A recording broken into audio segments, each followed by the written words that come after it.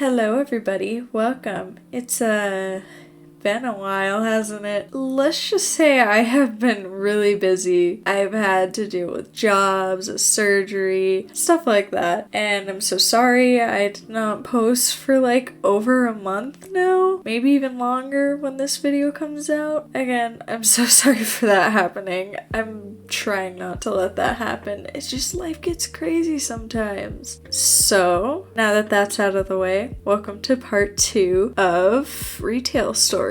Now, wait. Before you leave, new people, you don't have to watch the first part to understand what's going on in this part. But if you'd like to see the first part after this video, you can go into my YouTube channel and watch it. I think it's pretty good. So, yeah. This is part 2, and that means this is my second retail job I've ever had, and it was at a fun park type thing. We had like go-karts, bowling, this little bumper boat type area. We also had arcade and just really fun stuff like that. And we weren't like a whole amusement park. It was like a small building off the side of a highway that people would go to for fun without driving all the way to a theme park. I worked there for about 4 months. Maybe even more, I don't remember at this point. It's kind of all a blur. It was right before COVID happened. I stopped my job because of COVID because it's a fun park and that's not an essential business. So we shut down for the entire summer right up until I went to school. So I couldn't work at all. This was actually a job that I liked. Unlike the first job, it was something that I genuinely enjoyed working at. Like, the people there were so much nicer, even though I'm about to complain about them, but they were so much nicer, and it was just a way better work environment. I made friends there, unlike my first place. I had 2 different stations that I mainly worked at that job. The first one was the arcade prize area. I did not like working there. There was usually children and annoying people there, and people took so long to find what they wanted. It took patience, man. These people take forever to choose what crappy prize they want from the prize area while there's a long line behind them. And then there'd be gross children rubbing their gross hands or snacks all over the area, and some kids would even run into the employees area and try to take things. That was weird.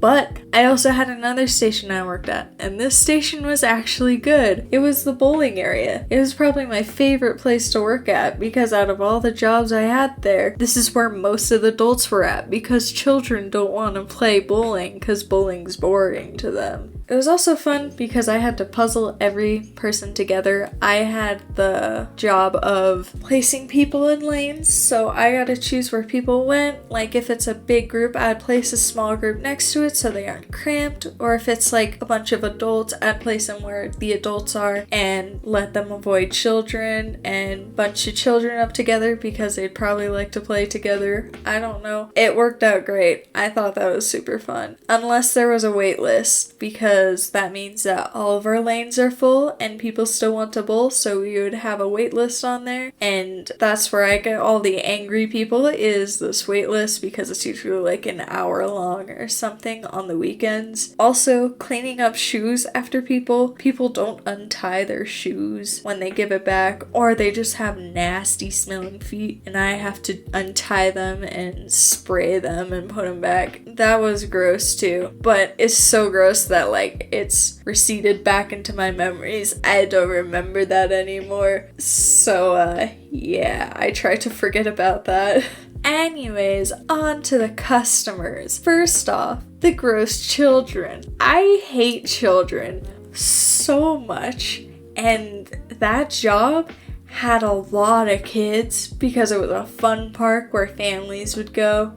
I just find kids annoying and gross. I don't like being around them. So working with hundreds of kids a day sucked. And this job pushed me even more to never have kids in the future. I have had kids get lost, just be gross. I have had to pick up messes of children from families who do not care about their children. I've heard horror stories from my coworkers about terrible children they have worked with, and oh my god, they're so loud. They scream all the time. I swear to god, that place was never quiet unless it was closed. not only were the kids terrible, their families were sometimes the same. Like, parents can be some of the rudest people I have ever met. They just act entitled about their children and stuff. And those types of people brought on the worst Karen I've ever had to deal with. So on this day, I was working at bowling, and it was the weekend, so we had an hour-and-a-half wait list of people who wanted to bowl. And sometimes people don't realize that they have to come up to the front desk to set up bowling lanes because there's tablets at the lanes that people can set up with. And sometimes people mess up and they think they have to go to the tablets to set up the lanes instead of me. And so this one kid thought that's how it went, and he waited right next to a lane to use the tablet to set up a bowling game. And he couldn't do so because we had no idea he was there. And so he didn't get the lane. And so his mom got super angry, like insanely angry that her child did not get this lane. So she comes up to us with, might I say, the ugliest neon yellow green nails I have ever seen, and just starts yelling at me and the person I was working with about how her child did not get the lane and that he needs to get a lane now, which we could not do because we had a huge wait list and we can't just push people up. And she started yelling at us that her kid did not get this lane, and we tried to calm her down, but she kept on yelling. We even tried to get a manager out there, but she started yelling at the manager too about how bad we were and stuff like that. It was legitimately terrifying. And we told her the kid can have the next lane once it's open. We just need her phone number so that we can text her about it when the lane opens up. And she is still yelling and screaming at this point, to the point where we have no idea what she's saying. And when we ask for her phone number, she screams it and we don't understand what she's saying. But at this point, she has stormed off. So both me and my person I was working with are like, what are we supposed to do now? We don't have her phone number, and she stormed off. None of us wanted to go up to her and ask for her phone number. She just screamed at us. So we did nothing about it. We just kind of wanted to wait and see if she'll ever come back up and get her rightful spot again, or give us her phone number correctly this time. Or yell at us again. Who knows? So, the thing is, the person I was working with, their break started immediately after this lady ran off. So she had to go and do her break. So I was alone, just sitting there, waiting for this blow-up lady to come back. And oh my god, that was probably the most stressful shift I have ever had. Just like the anticipation of just being yelled at again and just being cursed at and not being treated like a human was not great. It sucked. But 30 minutes passed and my partner came back. And then a few hours later my shift ended and she never came back.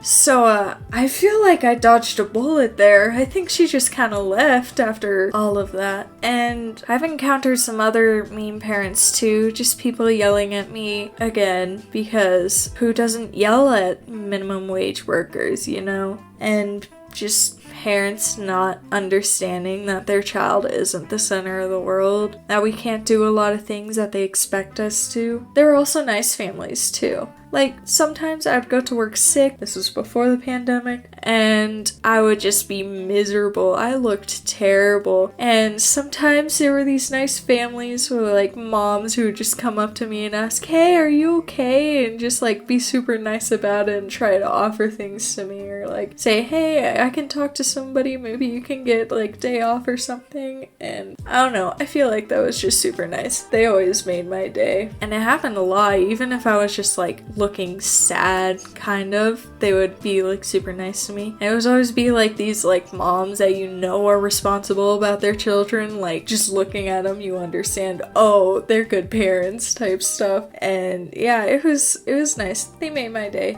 They were some of the reasons why that job was pretty good. I never got that kind of treatment from customers in any of my other jobs. That was kind of unique and good. And this is honestly just such a fun job to work at. I know I complained a lot about it, but it was my favorite out of the 3 retail jobs I've had. The tasks I did were pretty easy and fun to do, and my only complaint was really the people. And a lot of the times the people were nice and cool because they were there to have fun and not be pissy about things.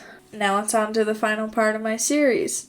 I probably have the weirdest stories from this job, and this is probably the most miserable I've been at a job because I kind of wanted to pursue something else, but they hired me quickly and I just went for it, and I hated that I went for it. So stay tuned for part 3 of the series. So please subscribe and leave a like and comment on the video. It helps me out a lot as a small content creator, and I appreciate everything. Like, I read and reply to every comment that I get. I hope you all have a wonderful day, and I'll see you guys later. Bye!